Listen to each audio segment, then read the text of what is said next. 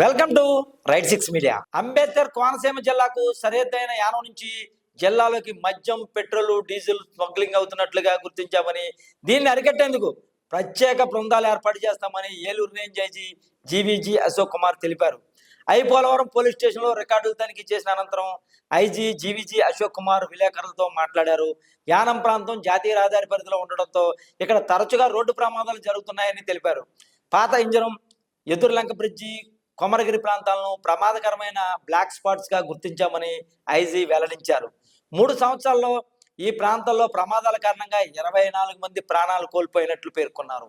ఈ ప్రాంతాల్లో ప్రమాదాల నివారణకు ప్రత్యేక కార్యాచరణ ప్రణాళికలు అమలు చేస్తున్నామని ఐజీ జీవీజీ అశోక్ కుమార్ తెలిపారు. గోదావరిలో దూకి ఆత్మహత్యలకు పాల్పడుతున్న సంఘటనలు దృష్టిలో ఉంచుకుని గోదావరి వంతులపై 52 సీసీ కెమెరాలు, మెరుగైన లైటింగ్ ఏర్పాటు చేస్తున్నామన్నారు. అనుమానాస్పద వ్యక్తులు గుర్తించేందుకు నిరంతరం పెట్రోలింగ్ అవగాహన బోర్డులు ఏర్పాటు చేస్తున్నామని, చిన్నారులపై అఘాయిత్యాలకు పాల్పడే వారిపై కఠిన చర్యలు తీసుకుంటామని, కేసులు నమోదు చేసి సస్పెక్ట్ సీట్లు కూడా తెరుస్తున్నట్లు తెలిపారు. పేదరికాన్ని ఆసరాగా తీసుకుని జరిగే నేరాలపై విద్యార్థులు, తల్లిదండ్రులకు అవగాహన కార్యక్రమాలు నిర్వహిస్తున్నామని ఐజీ తెలిపారు. గంజాయి స్మగ్లింగ్ ను పూర్తిగా అడ్డుకున్నామని, కోనసీమ ప్రాంతాన్ని గంజాయి రహిత ప్రాంతంగా మార్చేందుకు అన్ని విధాలా చర్యలు తీసుకున్నామని ఐజీ స్పష్టం చేశారు. ఐజీ పర్యటనలో జిల్లా SP Rahul Meena, Amalapuram DSP TSRK Prasad, Mummidivaram CI, స్థానిక ఎస్ఐలు, సిబ్బంది పాల్గొన్నారు.